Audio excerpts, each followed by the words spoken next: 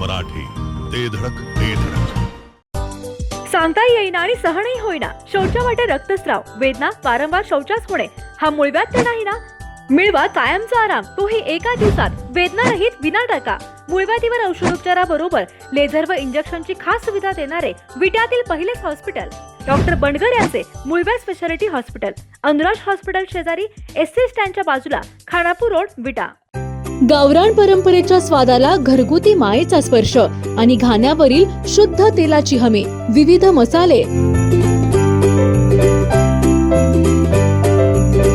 तुमच्या जेवणाला देतात परिपूर्णता. याशिवाय आपल्या जेवणासोबत तोंडी लावण्यासाठी सर्व प्रकारच्या चविष्ट आणि चटकदार चटणी आणि एकदम शुद्ध प्रतीचे घाण्यावरील ताजे तेल देखील आम्ही काढून देणार.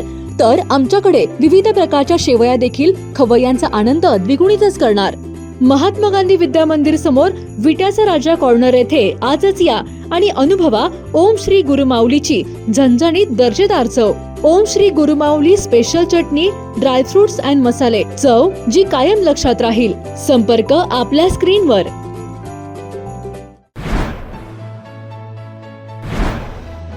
सालाबाद प्रमाणे यंदाच्या वर्षी देखील नागनाथ नगर यात्रेनिमित्त जंगी नियोजन करण्यात आलंय. गुढीपाडव्यापासून सुरू होणाऱ्या नागनाथ देवाच्या यात्रेनिमित्त विविध कार्यक्रमांचे आयोजन करण्यात आलंय. जागृत देवस्थान असणाऱ्या नागनाथ देवाच्या यात्रेसाठी देशभरातून लाखो भाविक उपस्थित राहणार आहेत. संपूर्ण महाराष्ट्रात प्रसिद्ध असणारे नागनाथ नगरचे बगाड हे यात्रेचे प्रमुख आकर्षण असणार आहे. तसेच यात्रेनिमित्त मनोरंजनात्मक कार्यक्रम आणि भव्य कुस्ती मैदान देखील भरवण्यात आलंय. नागनाथ नगरचे सरपंच सतीश निकम यांच्यासह मान्यवरांनी यात्रेसाठी पुढाकार घेत नेटके नियोजन केलंय.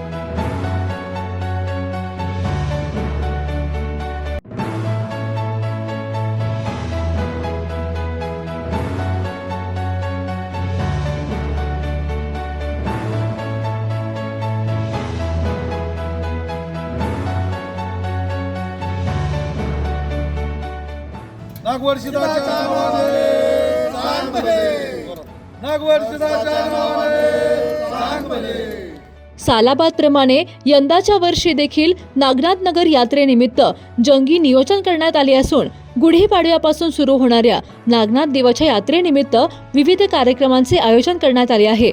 जागृत देवस्थान असणाऱ्या नागनाथ देवाच्या यात्रेसाठी देशभरातून लाखो भाविक उपस्थित राहणार आहेत. बघूया याबाबत सरपंच सतीश निकम यांच्यासह मान्यवर नेमके काय म्हणतायत. 200 वर्षाची परंपरा असलेले आमच्या गावचे ग्रामदैवत नागनाथ महाराजांची यात्रा दिनांक 19 मार्चपासून सुरुवात होते. 19 मार्च रोजी सकाळी पहाटे 3 ते 4:30 वाजेपर्यंत दंडस्थान असतात. परत 5:30 वाजल्यापासून 6 वाजेपर्यंत महाआरती असते. महाआरती झाल्यानंतर परत लोटांगण लिंब खायचा कार्यक्रम ही दिवसभराच्या घडामोडी असतात.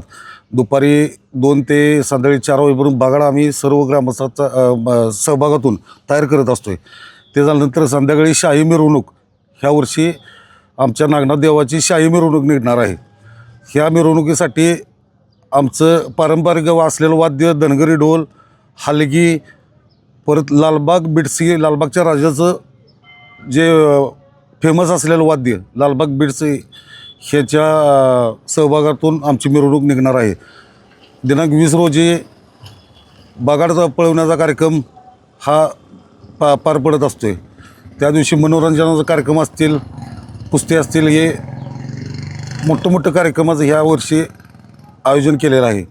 आम्ही तरुण पोरांनी आमच्या मागल्या वर्षी देवाला साकडं गाठलं होतं. आम्ही मागल्या वर्षीच ती बैलगाडी क्षेत्रातील देवच थोडक्यात म्हणा, बकासूर हा नंदी आम्ही मागल्या वर्षी मागितला होता, पण आम्हाला नव्हता मिळाला. पण आम्ही वर्ष झालं त्या प्रयत्नात होतो. कालच आम्ही तरुण मित्रमंडळ गेलो आणि बकासूरला जाऊन सांगून आलो. त्यांनी 20 तारखेला इथं उपस्थित दर्शवतो म्हणून सांगितलं आहे. त्यामुळे ह्या वर्षीची यात्रा भरपूर मोठ्या प्रमाणात साजरी होणार आहे. आमच्या गावातील सर्व जाती धर्माची लोक मुन्या गोविंदानं 4 दिवस न कुठला भांडण तंटा करता एक रूपाने एक दिलानं काम करत असतात. परत नामांकित कार्यक्रम तमाशाचा कार्यक्रम एक आहे. परत महाराष्ट्रात गाजत असले आत्ता गौतमी पाटील यांचा एक कार्यक्रम आहे. परत ऑर्केस्ट्रा धुमाकूळ बारामतीचा तो एक कार्यक्रम आहे. सर्व गलाय बांधवांनी मिळून अस्मिता महाराष्ट्राची हा एक कार्यक्रमाचं आयोजन केलेलं आहे. त्यामुळं ह्या वर्षीचं यात्रेचं स्वरूप नावानं वाढत चाललेलं आहे. त्यामुळं ही यात्रा सर्व भाविकांना विनंती करतो, ही यात्रा शांततेत पार पाडण्यासाठी सर्व ग्रामस्थांनी आणि येणाऱ्या भाविक भक्तांनी सहकार्य करावं. या आमच्या नागवडी नागनाथ नगर गावची बगाडाची यात्रा 19 मार्च गुढीपाडव्यापासून आमच्या गावची या ठिकाणी यात्रा होत असते. सालाबादप्रमाणे यात्रेचं नियोजन या ठिकाणी चालू आहे. या नागनाथ मंदिराच्या पालखी सोहळा गुढीपाडव्या दिवशी या गावामध्ये मोठ्या उत्साहात पार पडत असतोय. या नागनाथाच्या देवासाठी या नागवेडी गावचा रहिवासी असणारा, मग तो दिल्लीला असो, मद्रासला असो, केरळला असो किंवा अन्य कोणत्या ठिकाणी असो, या यात्रेसाठी जिथं जिथं हा समाज नागवेडीचा विखुरला सर्व समाज या यात्रेच्या निमित्तानं या ठिकाणी एकत्र येत असतो आणि मोठ्या उत्साहामध्ये ही आमची नागनाथाची यात्रा पार पाडत असते. या नागनाथाच्या यात्रेसाठी या आमच्या गावचं बगाड महाराष्ट्र, कर्नाटक सगळीकडं आमच्या गावचं बगाड प्रसिद्ध आहे. या बगाडाचा कार्यक्रम बघण्यासाठी लाखो भाविक या ठिकाणी उपस्थित असतात. आणि दुसरी गोष्ट म्हणजे आमचा हा नागनाथ हा जो देव आहे, याचं पूर्वीचं नाव नागमल, पण आता वंश परंपरा असं म्हणत नागनाथ पडलं आहे. हा जागृत देवस्थान आहे. या ठिकाणी तुम्ही काही इच्छा व्यक्त करा, त्या इच्छा पूर्ण होत असतात. दुसरी गोष्ट, चुकीचं मग तुमच्या हातून काय घडलं तर त्याची शिक्षाही तुम्हाला लगेच मिळत असते. त्यामुळं या नागनाथ देवाच्या यात्रेसाठी कुणी नवस करतं, कुणी नवसानं बोलत असतं. त्याची ती नवस पूर्ण होत असतात आणि ती नवसं फेडण्यासाठी लाखो भाविक या ठिकाणी या आमच्या यात्रेला उपस्थित असतात. या यात्रेचं प्रमुख वैशिष्ट्य तुम्हाला बगाड सांगितलं. त्याचबरोबर या यात्रेच्या निमित्तानं असणारे विविध मनोरंजनाचे कार्यक्रम या ठिकाणी होत असतात. त्याचबरोबर महाराष्ट्रातलं चांगलं नामांकित कुस्ती मैदानी या यात्रेच्या निमित्तानं या ठिकाणी पार पडत आहे. या ठिकाणी या गावचे पैलवान, या गावाला कुस्तीची परंपरा आहे. या गावामधून कित्येक मल्ल आज घडलेले आहेत. या ठिकाणी यावर्षी तरी भारत इराण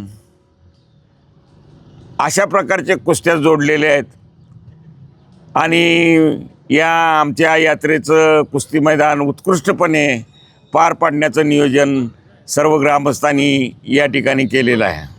कान, नाक आणि घशासंदर्भातील आजाराची आता चिंता सोडा.